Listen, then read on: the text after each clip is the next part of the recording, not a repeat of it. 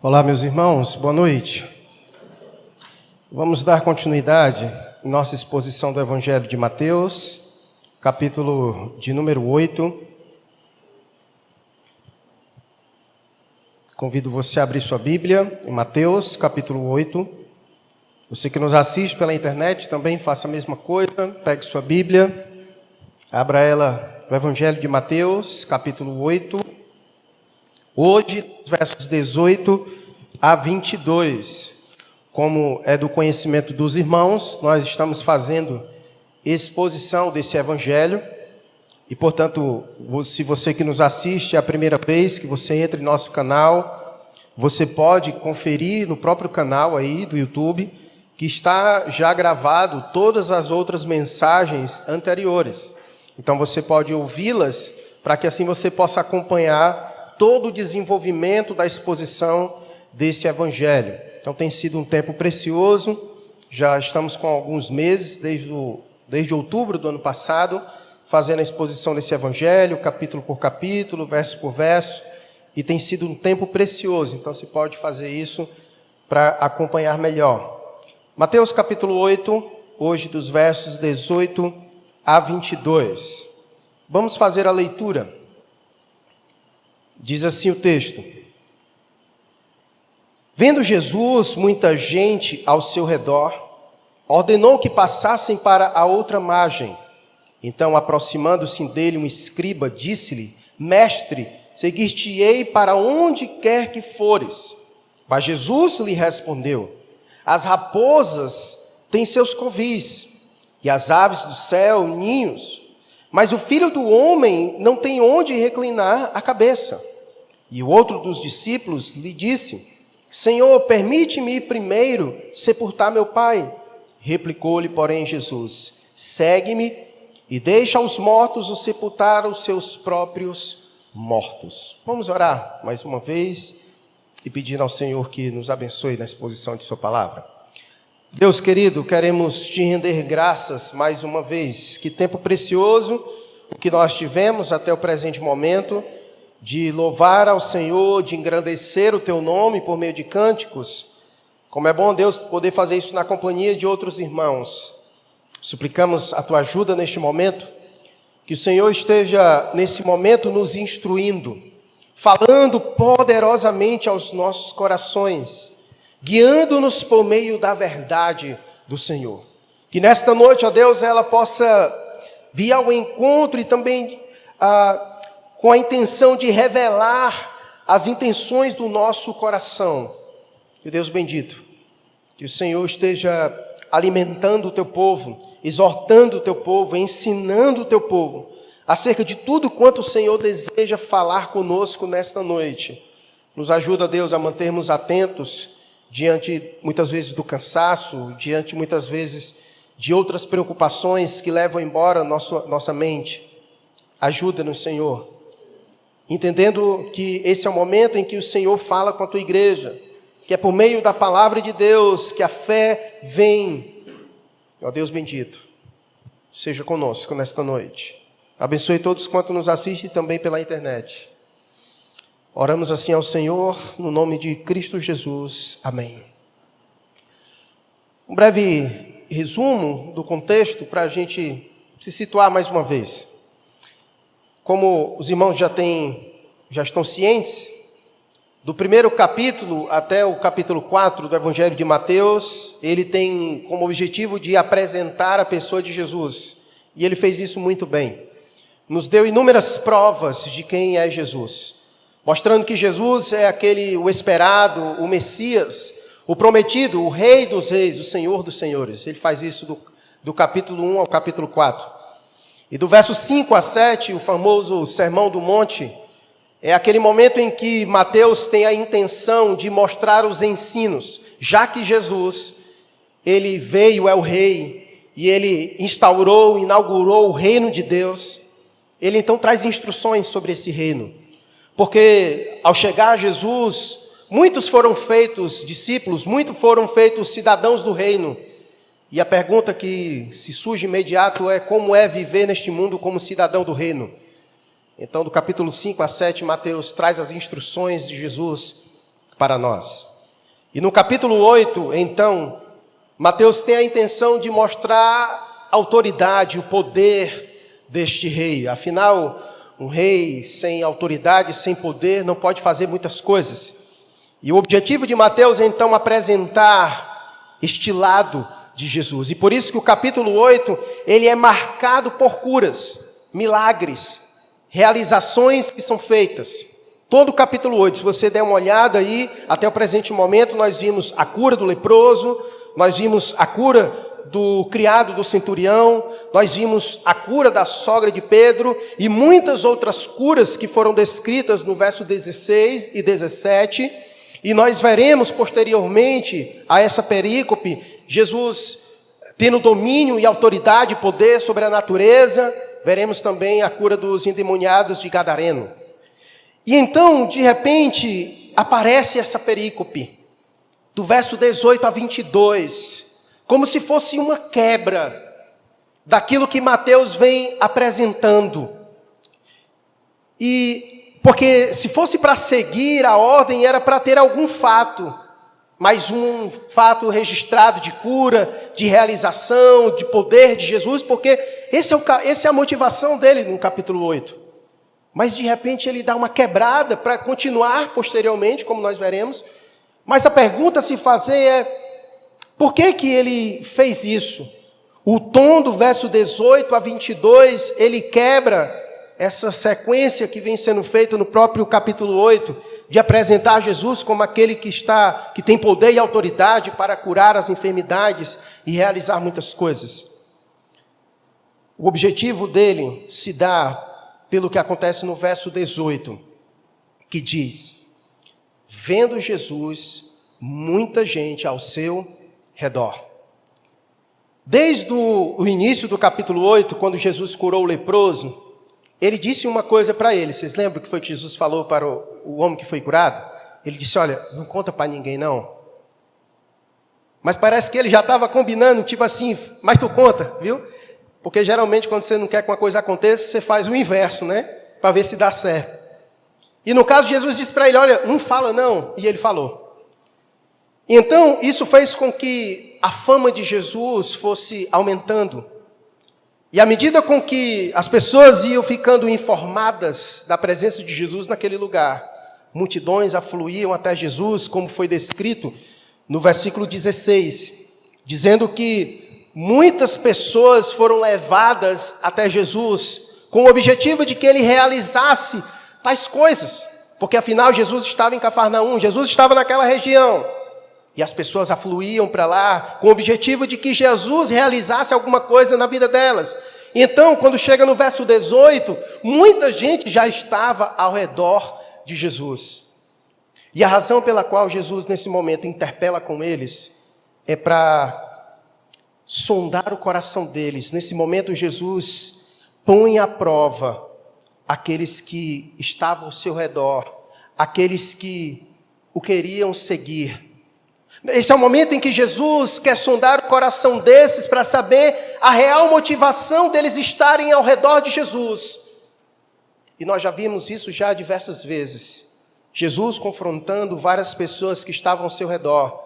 Nós vimos isso de forma muito clara em João capítulo 6. Lembra daquele episódio que Jesus ele faz a multiplicação dos pães e dos peixes? E o texto vai dizer que depois que ele fez isso, muita gente seguia Jesus. E Jesus sabia as intenções do coração delas. Jesus sabia que, na verdade, elas estavam seguindo ele por causa da comida, porque Jesus era capaz de multiplicar os pães e os peixes. E o texto vai dizer em João capítulo 6 que Jesus se volta para eles e dá uma palavra dura para eles, de tal maneira que muitos o abandonaram. Naquele momento, Jesus estava querendo interpelar o coração das pessoas, mostrar as verdadeiras intenções que deve levar o indivíduo a querer seguir Jesus. Não simplesmente pelas coisas que ele pode realizar, pelas coisas que ele pode fazer. Porque, como nós já aprendemos, o objetivo pelo qual Jesus realizou todos esses milagres não é para que eles sejam um fim em si mesmo. O objetivo pelo qual Jesus realizou essas coisas para apontar para outra coisa, para que as pessoas pudessem perceber outra coisa maior do que a sua própria enfermidade temporal, mas as pessoas parecem que não percebem isso. Elas, na verdade, estão tão preocupadas como aqui, como agora, que elas só procuram Jesus por aquilo que Jesus pode fazer por elas aqui, nesse momento. E por isso que nesse momento há uma quebra.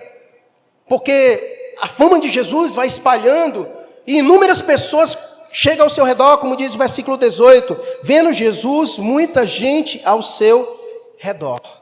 Deixa eu lhe dizer uma coisa. Jesus não está preocupado com popularidade, não. Jesus não são esses youtubers da nossa época que estão preocupados com o número de seguidores que têm. Jesus não está preocupado com isso. Jesus não tem essa preocupação. Jesus está preocupado, de fato, com a qualidade daqueles que o seguem. Porque o camarada ele pode ter 100 mil seguidores, mas quantos desses 100 mil de fato ele conhece são pessoas íntimas que caminham com ele lado a lado? Esse é o momento em que Jesus vai fazer uma peneira. Muitos são os que estão ao seu redor. E naquele momento Jesus vai colocar uma prova para saber quais de fato são verdadeiramente seus discípulos.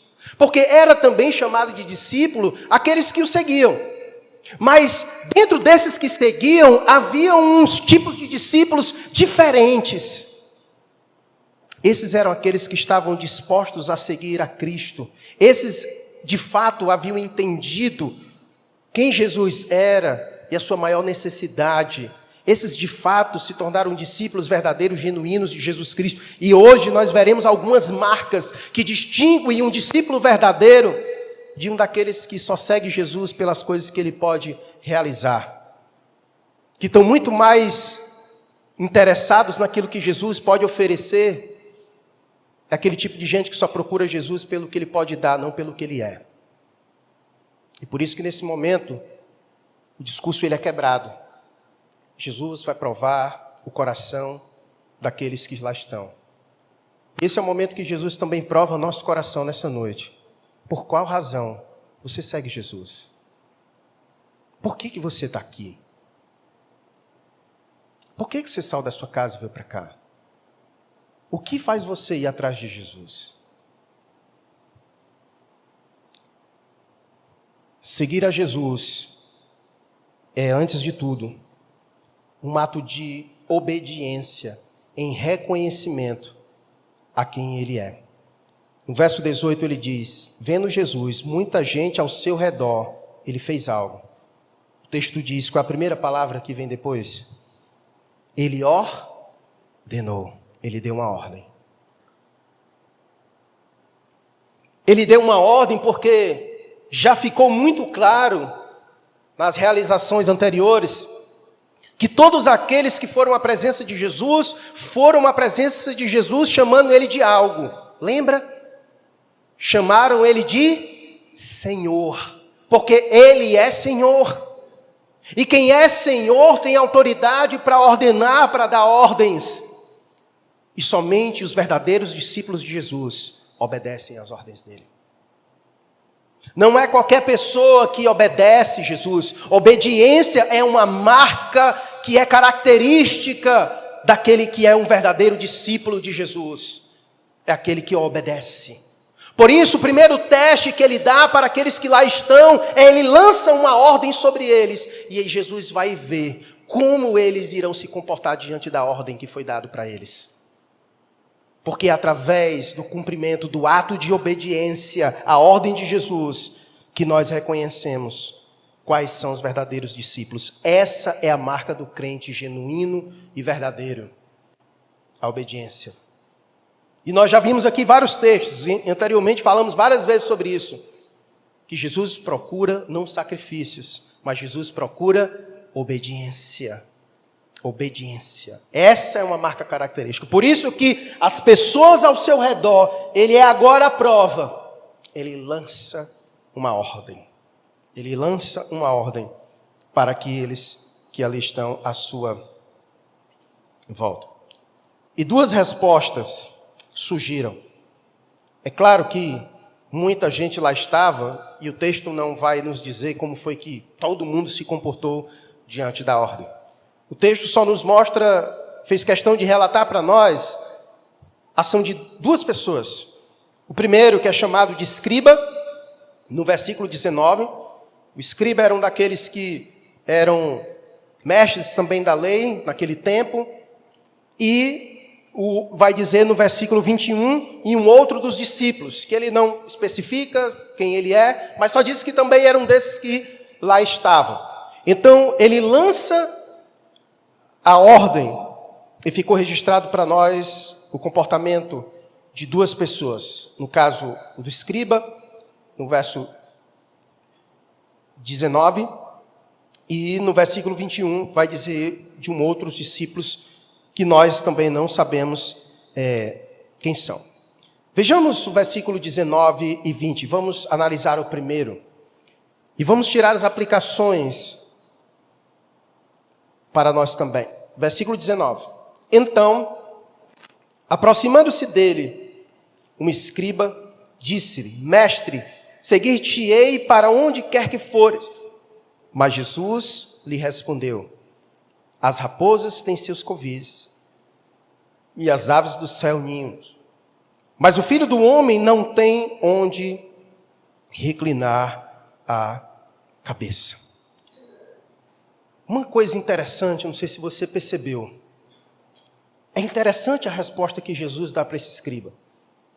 Porque diante daquilo que Jesus falou, da ordem que Jesus deu, de dizer, vamos até outra margem, é como se Jesus naquele momento estivesse realmente chamando aqueles para, vem, estou chamando, é um chamado.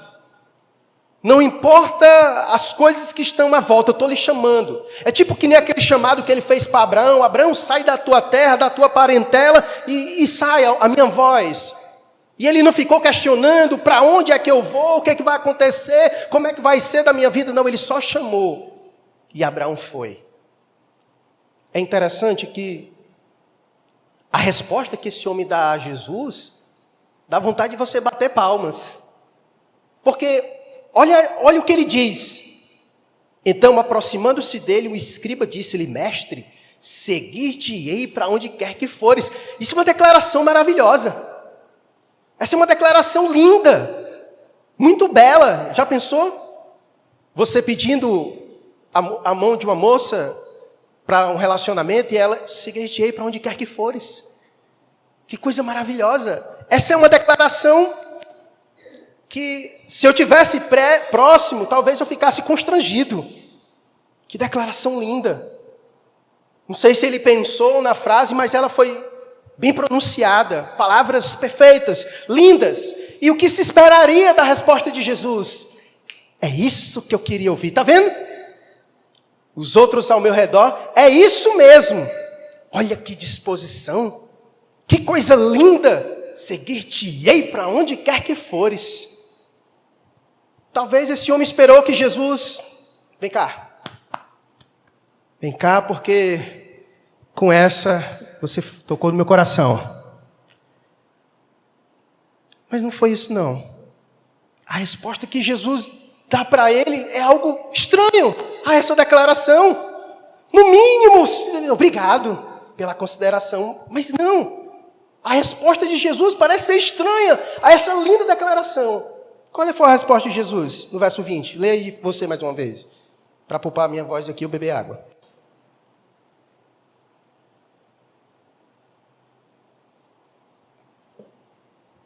Não é estranho a resposta que Jesus dá a esse homem, diante dessa declaração tão maravilhosa?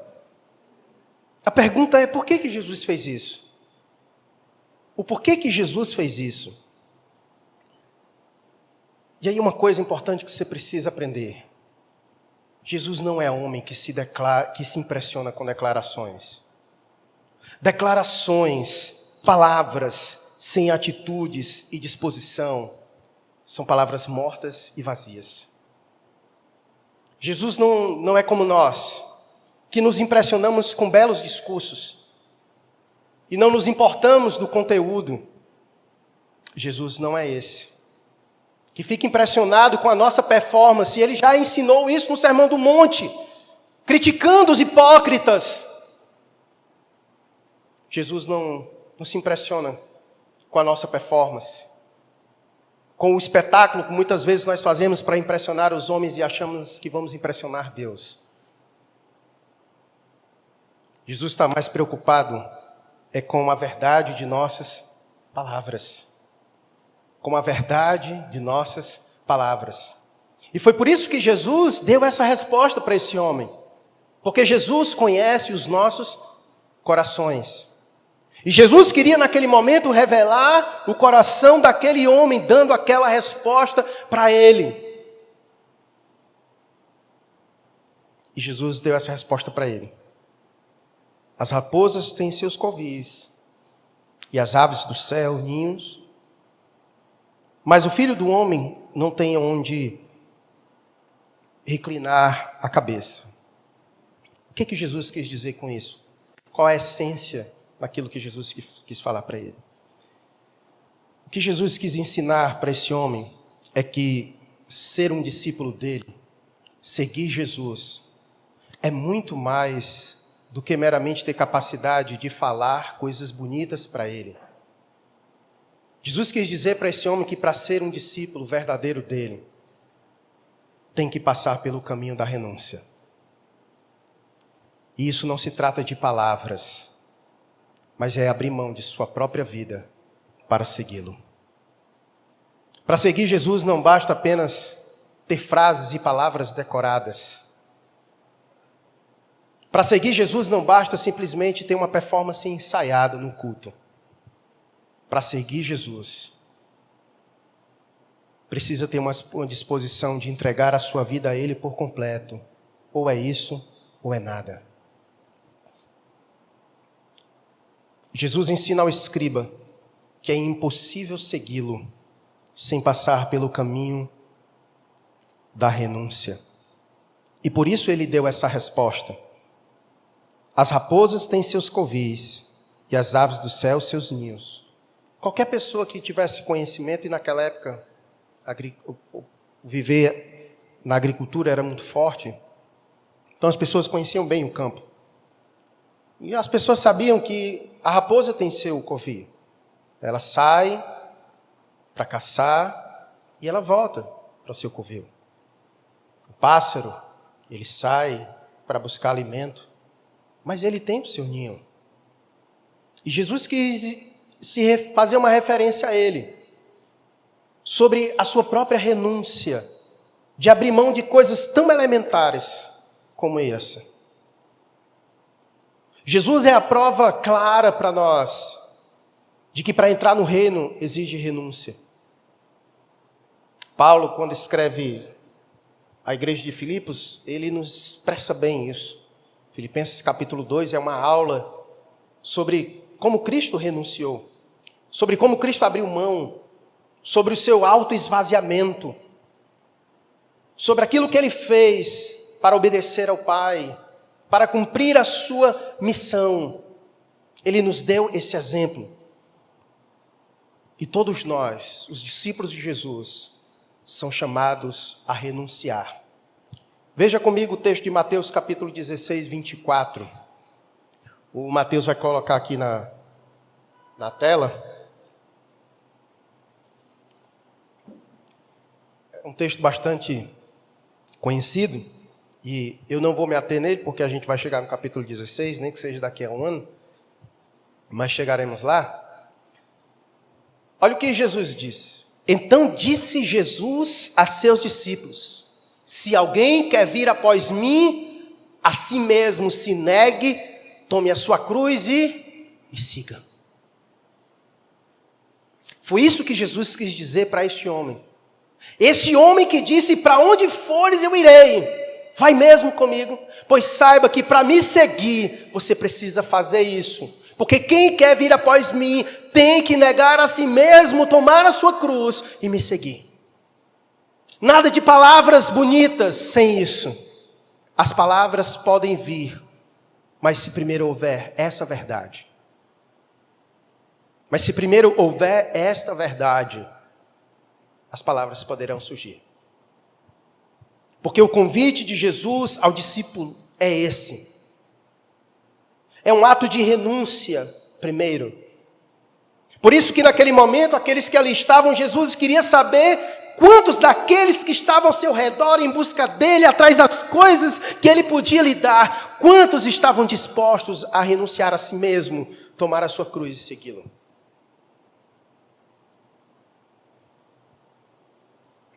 Sabe por quê que muitas igrejas vivem esborrotadas? Porque esquecem de dizer isso para elas. Porque as pessoas vivem correndo atrás de Jesus, pelo que Ele pode dar para elas. Mas esquecem de que Jesus quer de fato discípulos verdadeiros e genuínos. E que o caminho para passar por isso é o caminho da renúncia. Aqueles que de fato foram tocados pelo Espírito, aqueles que de fato foram alcançados pelo Senhor, esses precisam passar pelo caminho da renúncia. O caminho da renúncia. Por isso, Jesus fala isso, olha, quem quiser vir após mim, nega-se a si mesmo, tome a sua cruz e siga-me. E siga-me. Nós precisamos compreender isso muito bem, porque o cristianismo foi afetado grandemente por muitas doutrinas ao longo do tempo. E uma das que prejudicou muito o cristianismo foi a teologia da prosperidade. Desenvolveu na mentalidade do povo de Deus esse desejo obsessivo de obter as coisas de Deus para o seu desfrute aqui na terra. Não que Deus não possa nos abençoar, como nós já vimos aqui. O Senhor pode fazer isso, pode fazer inúmeras coisas, não há nada que Ele não possa fazer. Mas nós precisamos entender que isso não é a essência da coisa. Isso não é a razão pela qual Cristo veio, para nos dar vida boa aqui, para conceder os caprichos do nosso coração. Não. Quando Jesus deu a ordem para a sua igreja, como veremos no final do capítulo 28 de Mateus, aqui desse próprio evangelho, Ele deu uma ordem para a sua igreja. Vão, façam discípulos de todas as nações. E fazer discípulos é exatamente isso. É convidar pessoas a não viverem mais para si mesmas, mas para Ele. E para viver para Ele é preciso primeiro abrir mão de si mesmo. Abrir mão de si mesmo para segui-lo. Para segui-lo. Nós somos muito bons em fazer declarações para o Senhor. E é por isso que eu creio que muitas vezes Deus coloca várias provações em nós para testar as nossas provações. Falamos que amamos ao Senhor, mas muitas vezes não queremos abrir mão de poucas coisas. Muitas vezes trocamos a comunhão de Deus pelas bênçãos de Deus. Trocamos a comunhão de Deus pelas riquezas dessa terra. Trocamos a comunhão de Deus por relacionamentos. Trocamos a comunhão de Deus por várias coisas. Não estamos dispostos a renunciar a nada, mas queremos tudo de Deus. Quando na verdade Ele diz, ou é tudo ou é nada. Negue-se a si mesmo. Negar a si mesmo é negar as nossas próprias vontades para obedecer à vontade dEle. Porque como nós já vimos, uma característica marcante do crente genuíno é aquele que faz a vontade do Pai. Fazer a vontade do Pai é obedecer. Por isso que ele começa dando uma ordem para aqueles que lá estão. Ele ordenou que passassem para outra margem. Obediência é uma marca distinta daquele que é crente genuíno e verdadeiro. E esse homem fez uma declaração maravilhosa. E muitas vezes nós confundimos isso.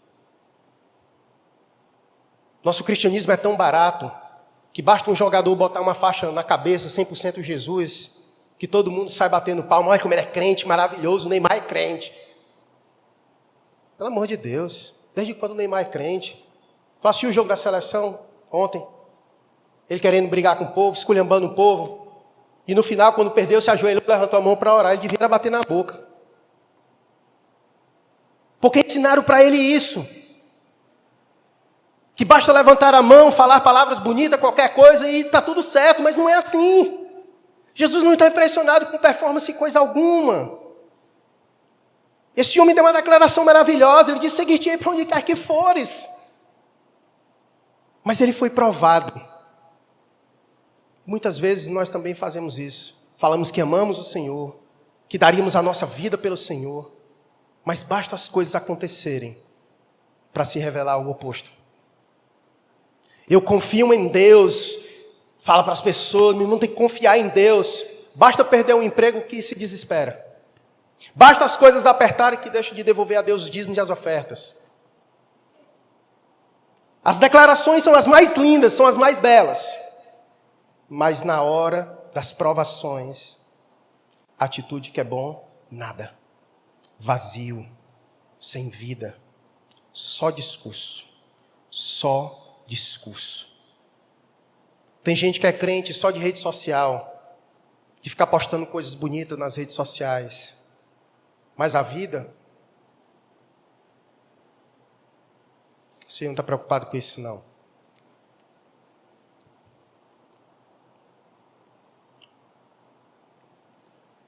É preciso avaliar os custos de seguir a Cristo.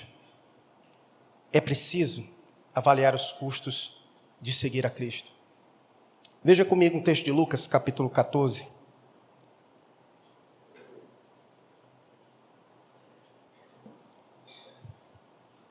Minha intenção aqui não é desencorajar você. A intenção de Jesus aqui também não é desencorajar as pessoas. A intenção de Jesus é gerar discípulos verdadeiros.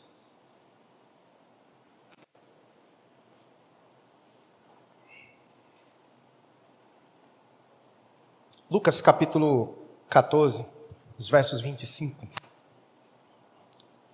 a 33. Olha que coisa interessante. Diz assim, grandes multidões o acompanhavam, e ele voltando-se lhes disse, se alguém vem a mim e não aborrece seu pai e mãe, e mulher e filhos, e irmãos e irmãs, e ainda a sua própria vida, não pode ser meu discípulo. E qualquer que não tomar a sua cruz e vier após mim, não pode ser meu discípulo. Pois qual de vós, e aí agora ele começa a reflexão, pois qual de vós, pretendendo construir uma torre, não se assenta primeiro para calcular a despesa e verificar se tem os meios para concluir? Para não suceder que, tendo lançado os alicerces e não a podendo acabar, todos os que a virem zombem dele, dizendo, este homem começou a construir e não pôde acabar. Ou qual é o rei que, indo para combater outro rei, não se assenta primeiro para calcular se com 10.000 homens poderá enfrentar o que vem contra ele com 20.000? Caso contrário, estando o outro ainda longe, envia-lhe uma embaixada, pedindo condições de paz. Assim, pois, todo aquele que dentre vós não renuncia a tudo quanto tem, não pode ser meu discípulo. Veja como as palavras são profundas e reflexivas. O que Jesus está querendo dizer que, para ele, ou é tudo ou nada. Nós precisamos calcular. Ele usa exemplos de pessoas que não podem fazer coisas sem antes botar no papel, olhar, analisar, para ver se é isso. Seguir Jesus não é simplesmente, eu vou seguir Jesus e pronto, eu vou ter as bênçãos dele, e não para refletir sobre as implicações que existe no fato de seguir a Jesus. É tipo aquela pessoa que foi mal informada sobre o que significa seguir Jesus, e eu estou seguindo, e de repente ela é informada, agora, e essa parte eu não fui informada, eu nem sabia. Eu tenho que carregar a minha cruz? Então não quero não. Porque se tivesse me informado, eu tinha pulado fora. Você precisa analisar, é preciso avaliar os custos. É preciso avaliar os custos de seguir a Cristo. E aqui uma coisa que precisa entender, que nessa questão não se trata de perder tudo para ganhar nada. Mas no que diz respeito a Cristo é exatamente o contrário, é abrir mão de nada para ganhar tudo. É por isso que você vai ver inúmeros relatos bíblicos de pessoas que fizeram isso. Quer ver um exemplo? Veja o apóstolo Paulo, Filipenses capítulo 3, verso 8. Coloca aí, Mateus. Filipenses capítulo 3, verso 8. Olha o que Paulo disse: sim, eu deveras considero tudo como perca, por causa da sublimidade do conhecimento de Cristo Jesus, meu Senhor, por amor do qual perdi todas as coisas, e as considero como refúgio para ganhar a Cristo. Vê o verso 9 aí para mim. E ser achado nele, não tendo justiça própria, que procede da lei, senão o que é mediante a fé em Cristo, a justiça que procede de Deus, baseada na fé. Então, perceba a declaração de Paulo. Volta o verso 8, isso. Veja a declaração de Paulo, ele considera todas as coisas como refúgio, e aqui todo mundo sabe o que significa isso, é fezes, é cocô, é nada.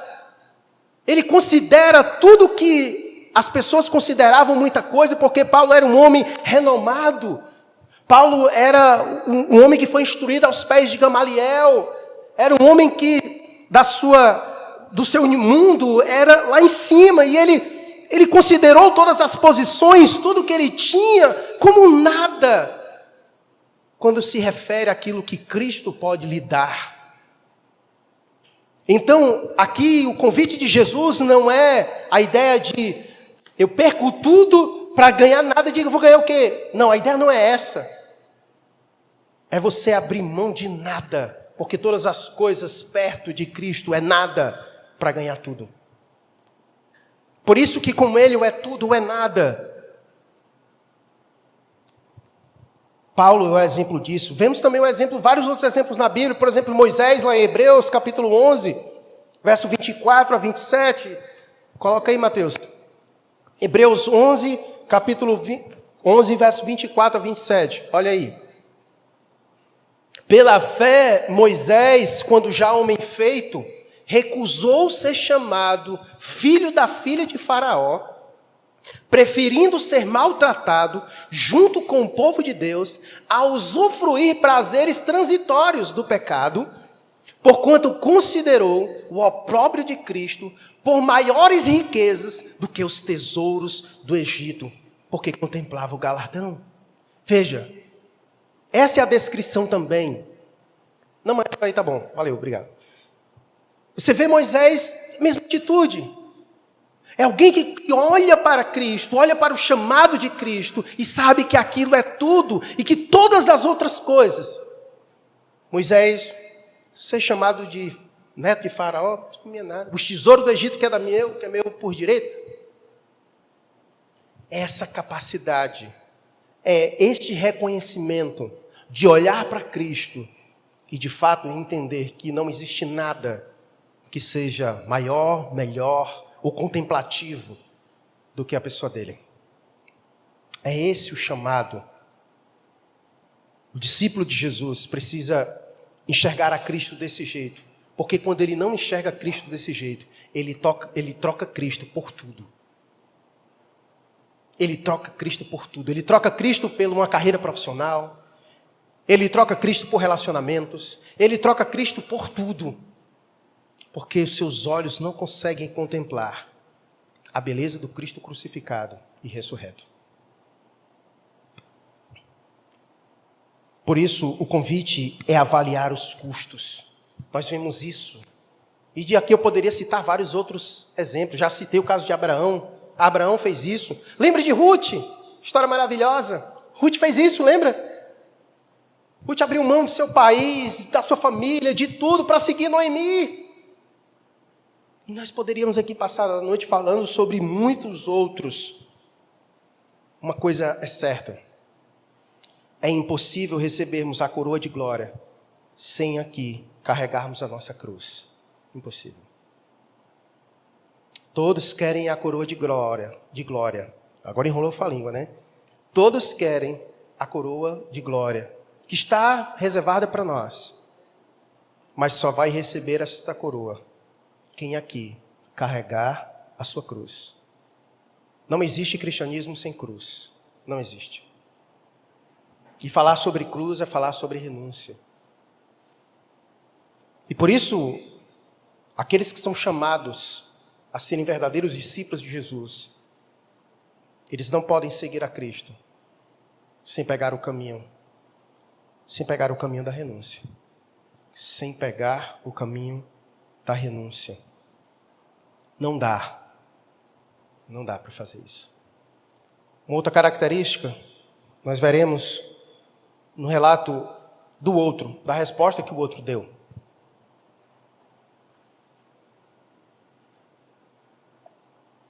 E aqui, deixa eu deixar também claro, esqueci de dizer isso. Aqui eu não estou dizendo que Jesus está dizendo que é para tu deixar tudo, largar tudo, tua família, tuas riquezas. Eu não estou dizendo isso não, tá? Agora, se Jesus pedir isso, ele pode pedir? Ele pediu o filho de Abraão, pediu? Ele pode pedir o teu também? Lembra do jovem rico? Pois vai então, vem todas as tuas coisas aí para ver. Porque ele se vangloriou. Não, eu obedeço tudo isso aí, eu sigo todos esses mandamentos. Aí é.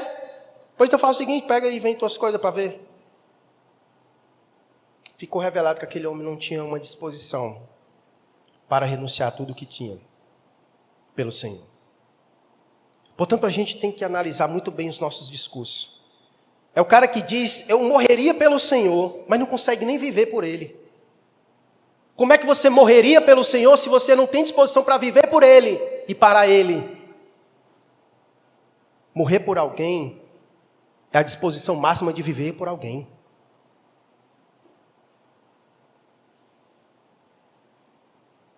É impossível desassociar essas coisas. Viver e morrer são coisas que caminham juntas. Jesus viveu e morreu. A morte tem que retratar a vida. Elas não podem ser antagônicas. A vida aponta para a morte.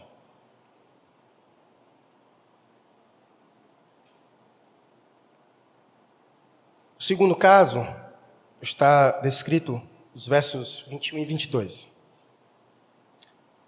E o outro dos discípulos lhe disse, Senhor, permite-me ir primeiro sepultar meu pai.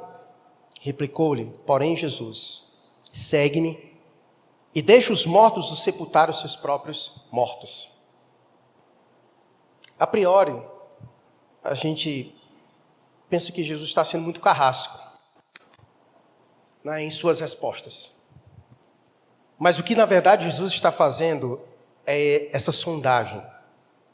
Jesus está penetrando no mais profundo do coração daqueles que estavam ao seu redor, revelando a eles as verdadeiras intenções em seus próprios corações. Era costume e tradição de que os filhos, eles fizessem todo esse processo de acompanhamento fúnebre de seus pais. Isso é uma cultura maravilhosa. Inclusive, recentemente, a gente tem sempre falado sobre isso aqui na igreja.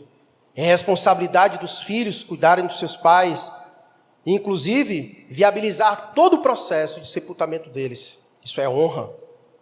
E Jesus aqui, em momento algum, está querendo dizer para este homem, livrá-lo do seu compromisso com a sua família, porque honrar pai e mãe segue por toda a vida, independente se você construiu família.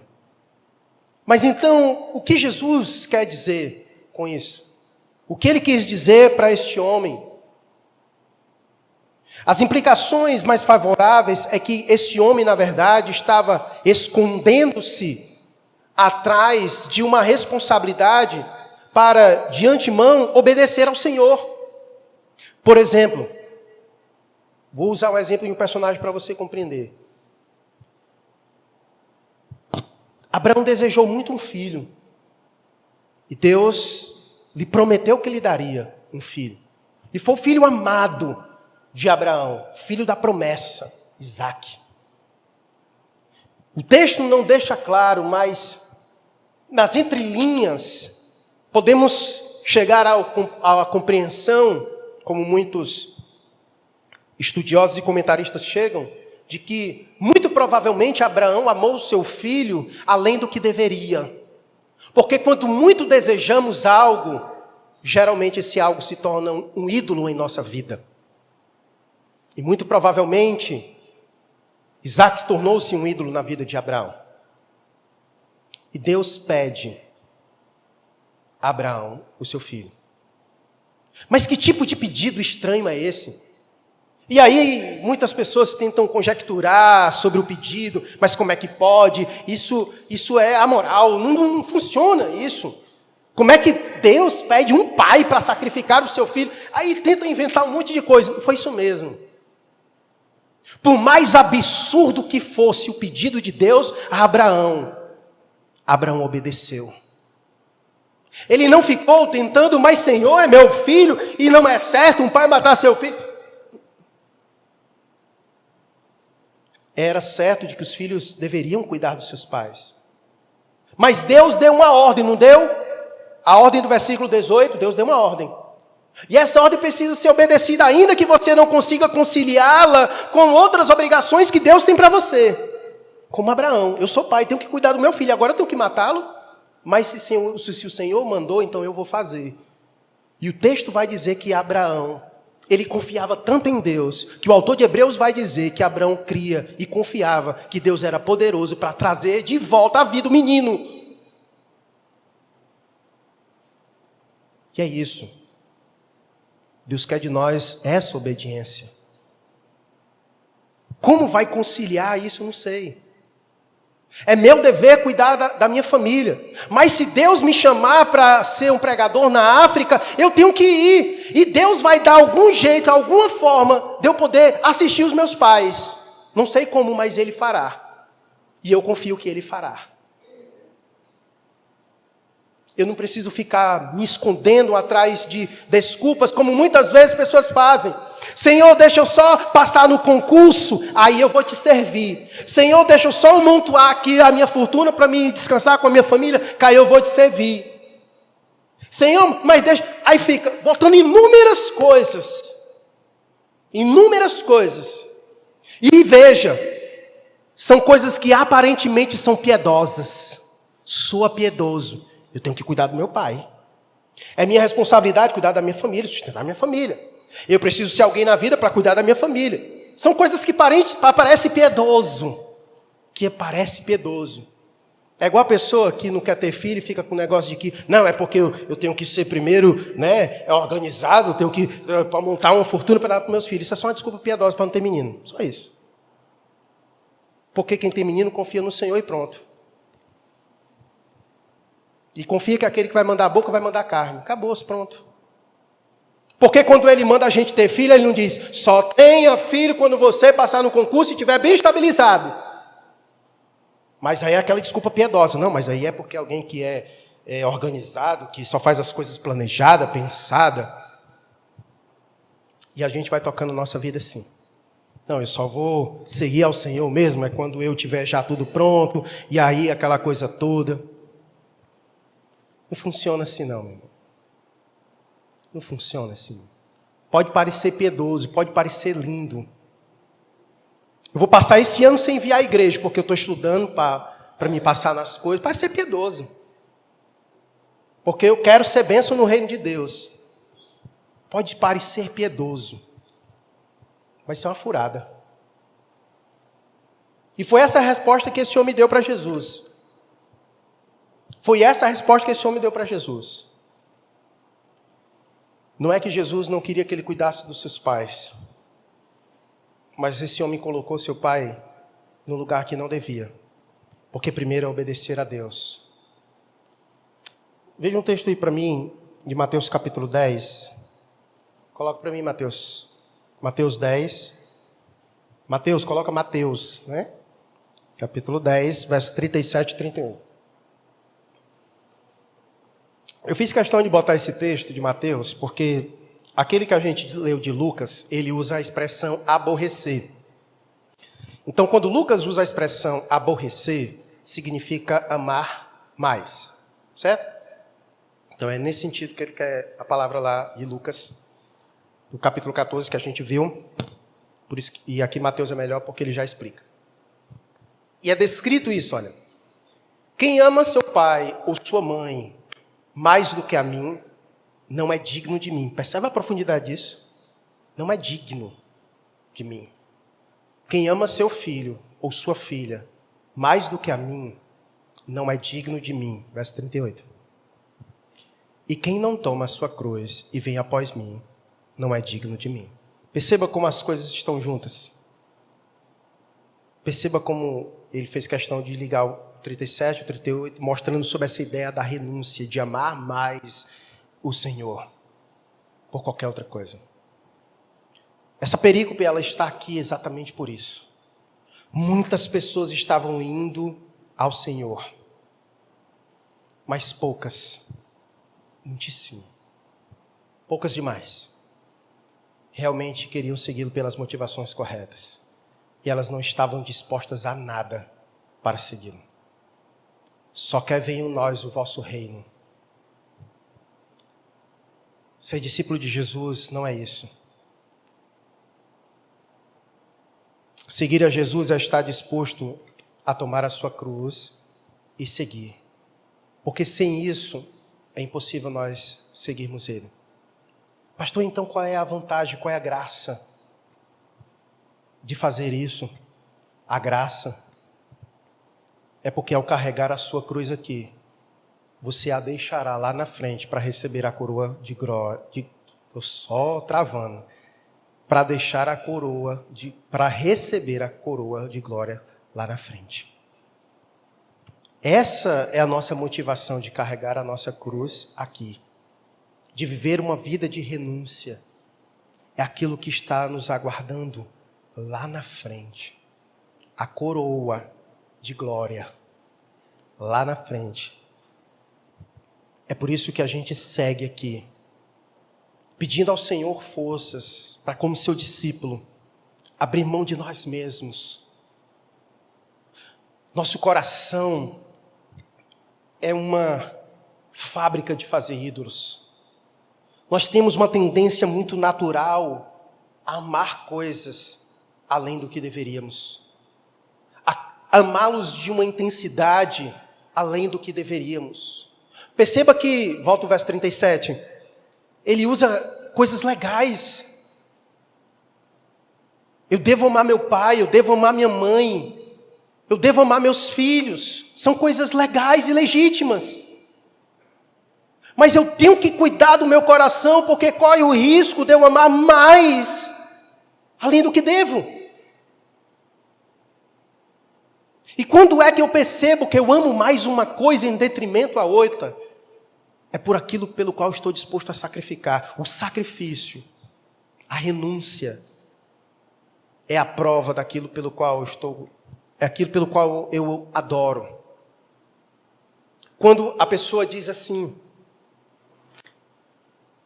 por causa disso, eu abri mão disso, daquilo outro, sacrifiquei. Pronto, é assim que se mede. Então, quando alguém diz assim, não, eu estou procurando uma melhor qualidade de vida para minha família, para os meus filhos, mas para alcançar isso, você inclusive abriu mão e sacrificou tua família. Quantos nesse trajeto não perderam a sua própria família para conseguir uma qualidade de vida para elas? Perdeu a família. Porque isso se tornou um ídolo na vida dela. Ela tornou o próprio bem-estar da sua família maior do que a sua própria família.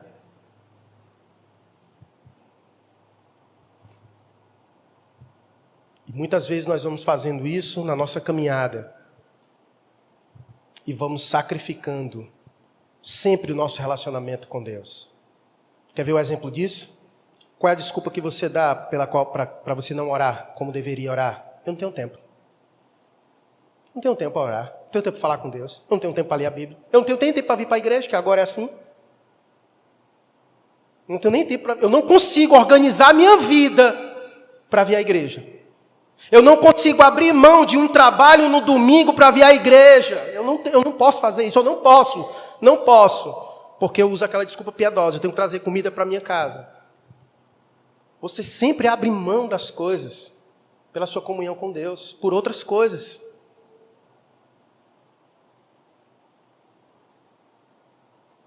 O que, de fato, Jesus quer fazer aqui é nos chamar a essa atenção. para a qualidade de discípulo que nós somos e que devemos ser.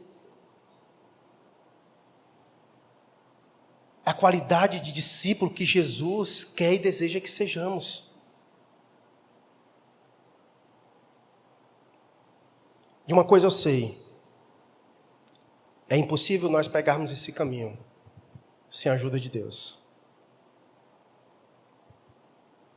Porque abrir mão da carne, abrir mão das coisas que intentamos, nós só conseguiremos fazer isso com a ajuda do Espírito. E para isso a gente precisa buscar o Senhor. Para viver assim. Mas é esse tipo de qualidade de discípulos que o Senhor deseja. Por isso que essa perícope ela está aqui. É uma chamada de Jesus para aqueles que lá estavam. Ele não está preocupado com quantidade, mas com qualidade. Mas com qualidade. E eu quero, nesse momento, conduzir você em oração. Ora por tua vida. Se Deus tiver falado contigo na exposição desse texto, fala com Ele. Ele sabe que tipo de nível de discípulo tu tem sido. Fala com Ele. Coloca a tua vida diante dEle. Pede ao Senhor para te ajudar a ser um discípulo melhor.